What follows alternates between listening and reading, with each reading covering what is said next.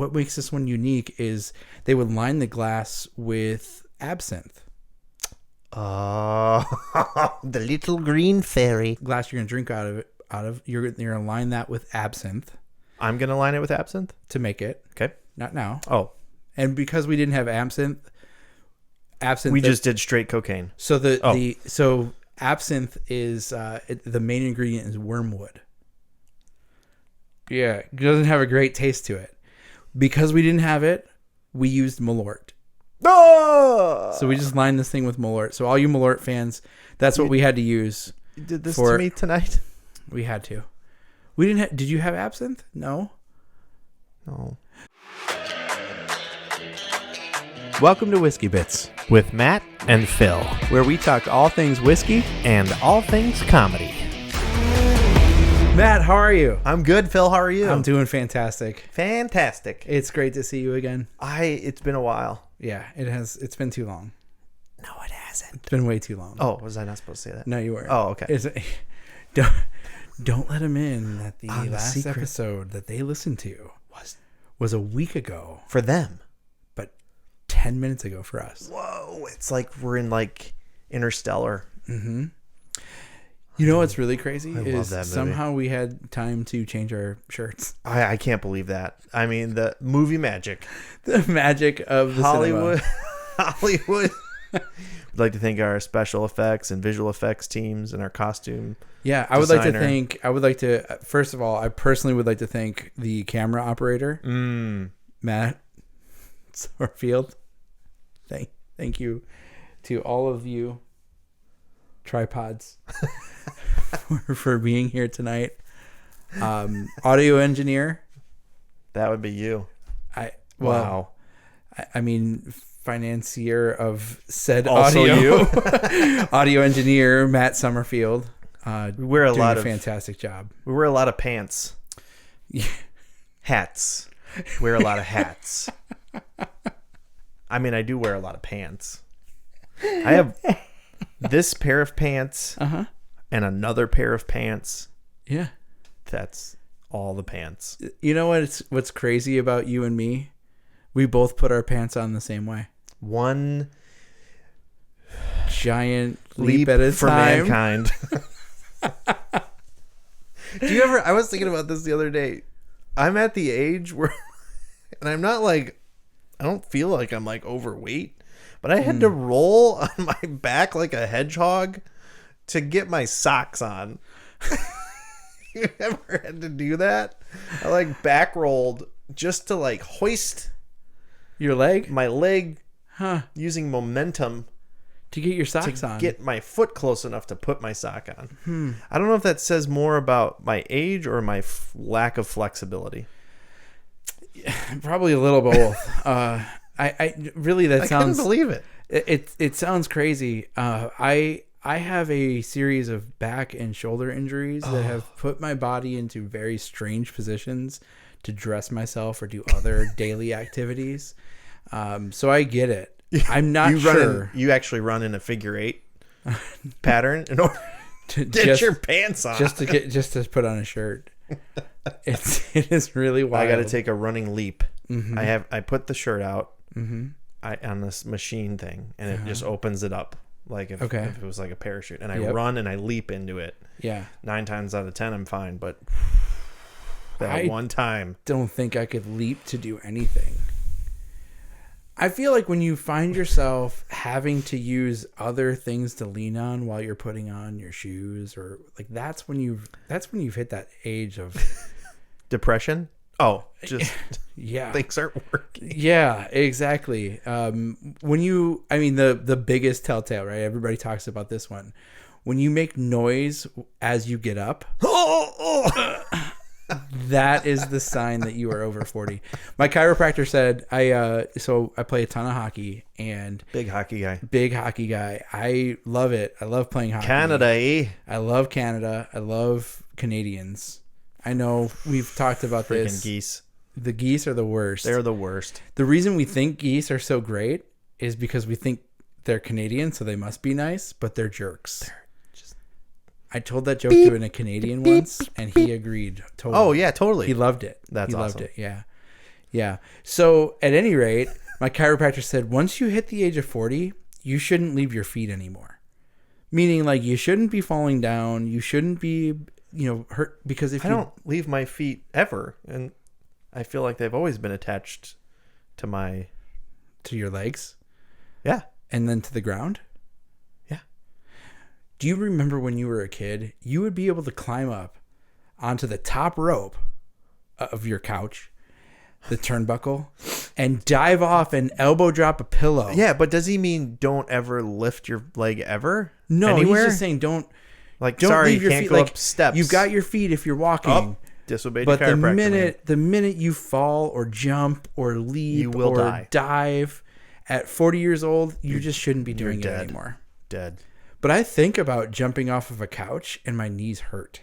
I think about jumping off of a couch, and it makes me feel like maybe I want to jump off a couch. I didn't go. That was so stupid. I wish I had a feeling of that. I hurt my back on a trampoline once. Yeah, but that makes sense. Does it? It's like, oh, the floor's giving way. Should we drink these? Because I don't think they're gonna. I've been so excited about this. I've been reading up on this one. I tried this for the first time this past summer when I was in New Orleans. This is called the Sazerac. The Sazerac. So this is Sazerac rye, also owned by. So Sazerac owns Buffalo Trace. Right. Yes. So yes. Buffalo Trace. They're rich. They're fancy. Sazerac is the company that owns all of them, and they also own a bunch of stuff up in Canada. Canada. So the Sazerac is it's credited as maybe one of the oldest cocktails. It's up there with the Old Fashioned, but it's a really unique blend, and so they really jumped. They took a leap there. They did something with the naming. Old Fashioned. Ooh, nice. Mm-hmm. Sazerac. So where the heck is it some guy's name? No, so it's this is originally, while it's now a whiskey drink, and specifically we put rye whiskey in this one. Mm-hmm. This one was originally cognac, and there was a cognac brand called Sazerac. And so, same company? So no. Oh, not the same company. But they own this cognac. Is it cognac or cognac?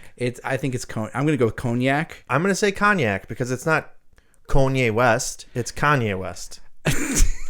Yes. If we're going to go with the stuff that's older, that totally makes sense. Chicken before the egg, right? Right. So Sazerac was a cognac brand that was imported to the U.S. from France. And freaking French.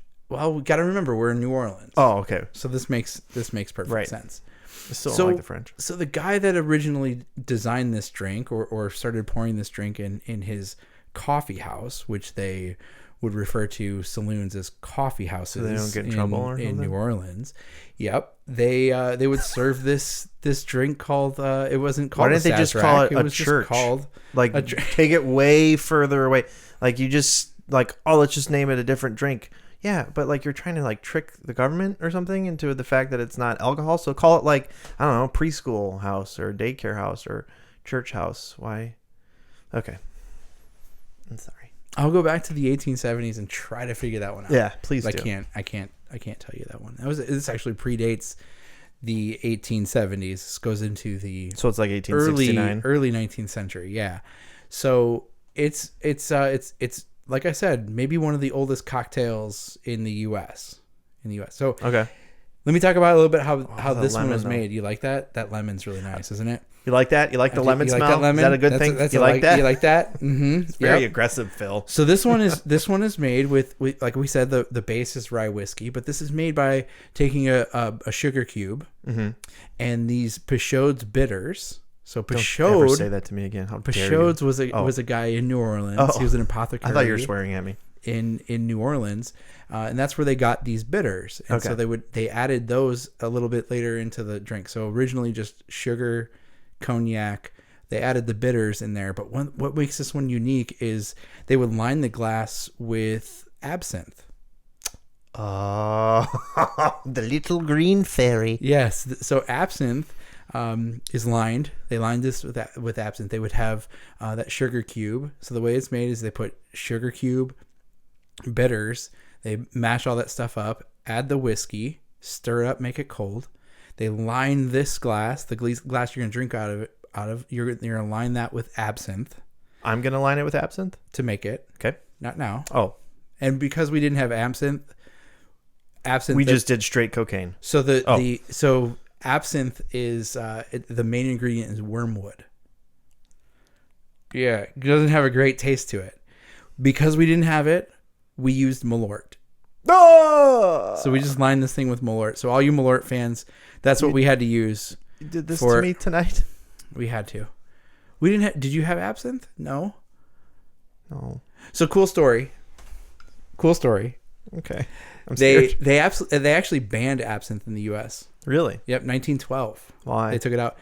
They thought it was a hallucinogenic, and so they said we got to get rid of this. But isn't it a hallucinogenic? No, they determined it's not. It was just thought. Freaking Moulin Rouge lied to me. So let's go back. So my gift is my song. So the one piece that I want to hit, on this before we drink this. Okay, we got the Pashoots bitters. That's Pashoots, bitters. Okay, Apothecary in New Orleans. I just sang my heart out, and you just breezed right past it like you weren't even impressed. It's what I'm good at.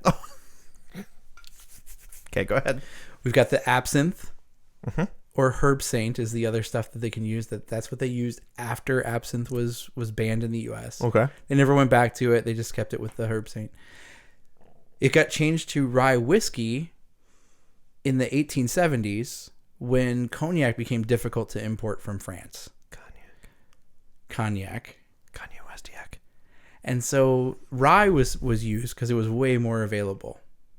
Okay. Yes. Way more available. A lot of bread. The name Sazerac comes from the original owner of that coffee house.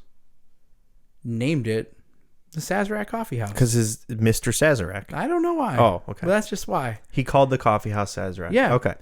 So this is the rye that came from that coffee house. So the rye came in later with a guy by the name of Thomas Handy. Now, Thomas Handy, for those Buffalo Trace fans out there who've seen the Buffalo Trace Antique Collection, will know that Thomas Handy rye is the Buffalo Trace Antique Collection version of the rye. Oh. It's the Thomas Handy Sazerac rye. Okay. He owned this coffee shop after it had passed through a couple of different people. Okay. The original Sazerac, remember, comes from the cognac tomato brand that was imported from France originally. Okay. So a lot of history in a glass. Yep. It's cool though. It's a lot of history that's really and cool though. how that came about. Right? It's amazing how things evolve like that. Yeah. So this has become the official drink, and I want to say it's in 2008. This became the official drink of New Orleans. Really? Is the Sazerac. So place I've never been, but I have friends that live there. Yeah. Yeah. Yeah. Nice little still city. I hope we are. If you have to ask, maybe not. So cheers. Cheers. How about to New Orleans? Yeah, because not to the French. No. Freaking French. Ooh, no. Ooh. Okay, sorry. I don't know what that was. We gonna do this? Yeah. Okay. I really like that. That's not bad. It's not bad at all. I like it too. Now, did we really put Malort in this? Mm-mm. No. What did we put in it? No, we cheated a little bit. So one of my favorite cocktail mixers out there is a brand called Proof Syrup, and they make a number of traditional old fashioned orange, maple bacon, all sorts of different flavors that they make of old fashioned syrup and other cocktail syrups, and so they make a Sazerac syrup as well that has the absinthe, the cane sugar, the bitters already built into it. It's 1 ounce of that, 2 ounces of rye whiskey. Garnish it with the lemon. Stir it up in a glass of ice. Strain it into either another glass with an ice cube in it, or you can serve it up. Either way, I think it's pretty tasty. Fantastic. I think it's really good. Doesn't taste like it comes from a coffee house though. No, and it doesn't taste like it comes from a coffee house. I don't get much of the that anise flavor as right. as well, Yeah, right? I was not concerned much. about that. Yeah. Yeah, I was worried about it too. This is really good. Having had enough Malort to kill a small child. Oh my gosh, yeah. Any child. Oh, any bit of Malort. I think if you pour it in your car's gas tank, it will actually run. It will explode from the taste. The car doesn't even want it. The car I could will totally spit it use out. this. I just don't want it. Yeah. It's disgusting. Yeah. It makes gasoline taste good. Right. Yeah, that's what it is. That's really good. Yeah, it definitely doesn't come from coffee. No. Coffee, man. Tell me, I want to hear about. There's a joke. You love coffee. I am a huge coffee fan. Yeah. This would have been a coffee podcast had I not liked whiskey. Probably more. Yeah. Or if you had a friend that liked coffee more than whiskey. I do. He just told me no. Jared. Love Jared. I love Jared too. So, coffee. Huge fan, and I've wanted to put it in my comedy routine. And so I don't even remember where this joke came from, how I even developed it or got to it. But this idea of coffee versus tea. Now, I like tea. Tea doesn't bother me. Some people hate tea. I don't mind it. So I like the fruity teas, you know. Like a blackberry hibiscus. Hibiscus. Blackberry hibiscus. There we go. Bring in the South. Are you from this? Blackberry hibiscus? Or did you hiccup while you were trying to say hibiscus? I just don't know I don't know what a hibiscus is. Hibiscus. It's a flower. Is it like okay, so it's like so you make that's how they make biscuits. It's hibiscus. Gosh, you son of a gun. No, Phil. Sorry, you're the funny one. No, you're good. Because is this because I said you were the straight guy, and now you're like trying to? Are you auditioning? I don't know whether this is good. Take offense to being called the straight guy. Not sexual preference. Oh, of course not. Just I say stupid things, and then you go, "You're dumb." No, you say dumb things. You say disruptive things, and I just try to keep going. You're just like telling a story, and I'm like, burp, burp, burp, burp, burp, burp. The fact that we got through the Sazerac cocktail. I'm sorry, I'm in a mood. In record time. I'm in a mood. It's a mood. This is good. It's been a good day. I feel revigorated. Okay, coffee versus tea. Tea. I loved like how we got to. I don't even know how we got there. Some of the coffee versus tea stuff. So the whole idea was trying to compare coffee versus tea, and like you have coffee people who are crazy about coffee, and you have tea people who really like tea. To me, so the joke right now, and the thing about it is this: it hasn't really worked. Like I haven't been able to figure it out, and I've had so many other comics look at it and like give me their thoughts on it. I performed it a couple times, and just I had one way I used to do it. It was more like the attitude I was bringing to it. So I'll lay it out for those obviously who haven't heard it. So coffee versus tea. Something like I'm a big fan of coffee. I love coffee because I know what it's been through. And so this idea of like when you make coffee, trying to personify the coffee bean, and just you feel so bad for this coffee bean because it just goes through hell in a handbasket to make you your luxurious drink. And this poor coffee bean, if a coffee bean was alive, like, oh my gosh, we've completely mutilated this thing. Meanwhile, tea, I say, I don't like tea. Because I don't think it, or, because it hasn't, because I know what coffee's been through. Tea, no, tea's, it's British. It's like sending your house plant to a spa. And so I was playing off of like, so you have tea, usually it comes in a tea bag, and then you steep it in water, and it's, whatever. So and it's just dry leaves that have been in the sun too long. Exactly. And now I've got to go to the spa. Yeah. So in my head, it's like I was trying to personify the tea, and I was treating it more like a rich old woman going in a jacuzzi. Like that was tea to me. Whereas coffee is like some poor guy that you dragged off the street that like you just like destroy. Like I talk about I did this whole thing about the monkey poo, because there's a certain coffee that like a monkey eats the coffee cherry, and then apparently its intestinal tract, the acid like does something to it, and then it poops it out, and somebody goes and just somehow somebody has to harvest that. But why? Like, that's a whole separate joke. Like, who thought of that? Like, but you take the coffee, and it's like you roast it, and when you roast coffee, like it has like an outer shell, like a husk. So I was like, it's like its skin pops off because the husk pops off. Right. Oh, okay. Oh, wow. At least okay. that's over. Are we done? All right. You've roasted me and I'm still alive. Okay. And then you take it. What do? You freaking grind it up and like, and so, but I don't know. When you can't do any more to it, you pour steaming hot water over it. Pour steaming hot boiling water over it, and its lifeblood drips into your, Disney mug, or your ceramic mug that you bought at Disney World for your 10th anniversary. And you inhale its deathly aroma into your nostrils. I think that's funny, but like, it just hasn't worked. It didn't land. I don't know why. And maybe it's just not funny. I don't know. You tell me. But the tea, I think there's something to that. The comparison of coffee and tea, because people are so obsessed with coffee and people are so obsessed with tea. And like, I don't know. So I think it's somehow, there's other things about coffee that's funny. I mean, but I feel like I've heard it before. Like ordering coffee, we've gotten crazy about how we order coffee. Okay, we just happened to like order a black coffee. Like, right. That's coffee. Yeah. Go order a black coffee. Yeah. Or and it's like $1 or whatever. Yeah, you get it for your refill. $3.50. No, instead of like $7 or $8. Yeah.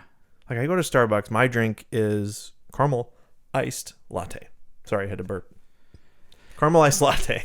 Yeah. And I get it everywhere, but it's like, if I get whatever, depending on the size, it's like $7.50. Right. So, but yeah, I don't know. I just think, there's such what I like about it is it's mine. I've never heard of a coffee versus tea joke in that way, where really I haven't heard of a coffee versus tea joke, but like personifying the two. And I think what's funny to me is the two characters, the poor coffee bean, because in my head I'm picturing this tiny little like caricature guy, like, in the old movie theater, you go to outdoor theater, those old cartoons where it's like the hot dog dancing, the popcorn, that's what I picture. That California raisin, California raisin, but a coffee bean, that poor guy, and he's just being beaten and destroyed. Oh no! So maybe it's like Mr. Bill, like, oh no, what are you gonna do to me now? But then the tea is just all like bougie and like, what, you have this knapsack for me to get in? That's the tea bag, but I try to say it's like a knapsack or like a robe. Yeah. Just going to dip my toe in the jacuzzi and steep for a little while, not too long though. Oh, and the water's just right because I don't want to burn. And I don't know, maybe, and then I'll go sit in my little hammock here for a little while. And I don't know, I might take a dip later for another round. I like reuse it. I don't know. I think where we really got off track with this joke, because I think we were working on this one a lot together, and it was a lot of fun as we were talking through just the lifeblood pouring out as you. I thought that was so funny. Really, it's really good, and I think where it got too long and too intense for the coffee bean, and I think relating the personification of the coffee bean and the personification of the tea, and tying those somehow to the tea drinkers and the coffee drinkers as like, as just being different. Right. There's like, if you're going to drink coffee, you got to know what this coffee bean's been through. What it's been through. You've probably been through the same thing. Yeah. And if you're drinking hot black coffee, I mean, you're right, because I feel like the type of coffee, and maybe it's just like abandoning a little bit of that story of all that, because maybe that's not where the funny is. But what's funny to me also is I used to do some work for a shooting range in town, and they would brew at the shooting range, because it's a bunch of like Vietnam guys that work there and ex-military guys. They would brew what's called cowboy coffee, which is like double filtered, but like thick, syrupy, old, like brewed maybe 3 or 4 times through the same grounds, coffee, but I loved it. But there's a certain dark kind of soul that can drink that coffee. That's right? it. And so that's it. Maybe it's like the different types of people and how they take their coffee. Yeah. And just the funniness behind it. Like if or like what if it's like, if you order a plain black coffee, you've had a bad week. You just need something dark and depressing, Yeah. but also fulfilling. Or just like I can't put up with any more BS. Yeah, I just give me the coffee. give me the hard straight. Stuff. Yeah, just give it to me. Just mainline the coffee. If you're getting an espresso, but see, espresso moves into, hey, I'm from Italy. I want to have a little bit of espresso. those folks drink shots of espresso all day. They're like, all okay, night, let's go do business. right? And so it's not this espresso as much as, and I really avoided saying espresso just to make people angry. But it's not about the espresso or the way that the coffee is brewed or prepared. It's how you take it once it's in the cup. And I think that's the piece. Like, tea drinkers have a lot of time. Oh yeah, Right, they've got a lot of time to wait for this thing to. and then when they get it, they take their time. They're like, oh, I Yeah. need to take my little sugar stick. What this one place, coffee shop I love, they give you a rock candy sugar stick. Yep. And you stir that, and it takes 5 years for the sugar to melt, and then you can drink your cold, lukewarm, whatever tea. The patience that it takes for that What are is you waiting not the for? same as somebody who's like, I've got to have the caffeine. I need coffee I now. got to have it now. I will burn the inside of my mouth, Yes. and I will like it. And then relate how that person gets back to how that relates back to the suffering and stress that the coffee bean went through. It's like you're kind of personifying that as the story. It's like the coffee is like your spirit animal. Right. Yes. Yeah. Like, and you could start with that I can't idea. talk to my mother. I can't talk to my father or my best friend or even my spouse. But coffee gets me. Yeah. And I'm going to drink it because I'm having a bad day. And this coffee, it has had a bad life too. I think the idea of the spirit, We are one. The spirit animal. No, the spirit animal. Exactly. Like, we are one. It's like, I've been through this. I have been eaten by a monkey and pooed out. I've had someone rip me from that poop and roast me until my skin popped And off. grind me. And then they grind me. No, that's not good. They grind, and then I feel like just when you think you can't be enough, then they pour this hot liquid, and I just feel drained. And that's who drinks black coffee. Yes. Done. I like where we've gotten here. Holy crap. Oh, that's what it is. It's the person that's drinking it and what their coffee order says about the life they've gone through. I like that. What does a coffee order say about somebody? Yeah. Uh-huh.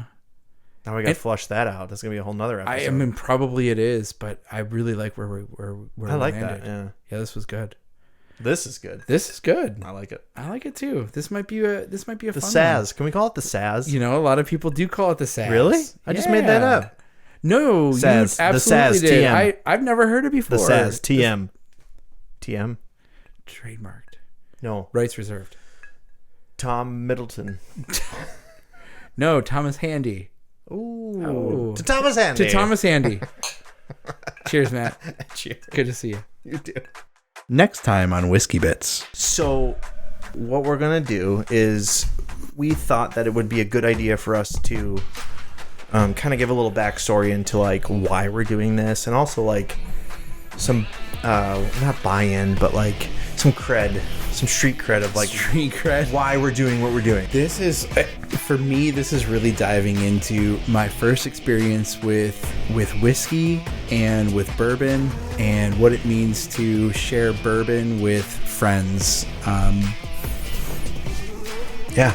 And for me, Wish I had a more solid way to no, end that's that. great. Yeah. That's great. And for me, this the second episode is a little background, extensive background a little bit into like how I got started in comedy, why I decided to do stand-up comedy and all that. So we thought it would be good to share that with you guys. Yeah. In two separate sections. Right. Hey, thanks for sticking around. That's it for this episode of Whiskey Bits. But if you enjoyed yourself, please like, share, and subscribe on your favorite platform.